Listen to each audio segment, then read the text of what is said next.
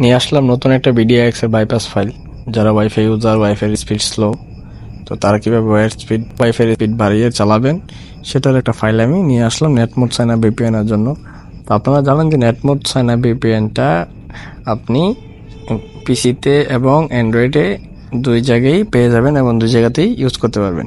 তো আমি ইন্টারনেটটা টেস্ট দিয়ে দেখাই দিচ্ছি যে ইন্টারনেটের স্পিড কত।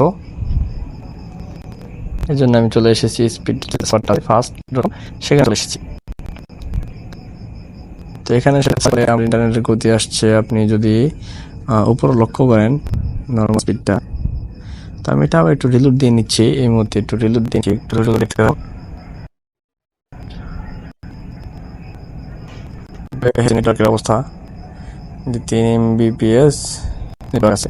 আর বিডিএক্স মতো কত কাজ করতেছে, এটা Mbps অব্দি উঠছে। আমি চলে যাচ্ছি নেটমোড সাইন আপ যে ভিপিএনটা আছে সেখানে যাওয়ার পর আমি ভিপিএনটাকে কানেক্ট করে নেব। তো নেটমোড সাইন আপে আসার পরে এখানে আমি দেখতে পাই আমার যে বিডিএক্সটা আছে, সেই বিডিএক্সটা কানেক্ট করা আছে আপাতত। তো কানেকশনের স্পিড আছে 7 Mbps। আমি চাই যে নর্মাল স্পিডটা আছে এটা কত Mbps। ফোনের স্টোরেজ টাইপ ভালো না থাকায় ব্যাকগ্রাউন্ডে তেমন একটা অ্যাপ চালানো যায় না, অ্যাপগুলা প্রসেস বারবার রিস্টার্ট হয় আর কি।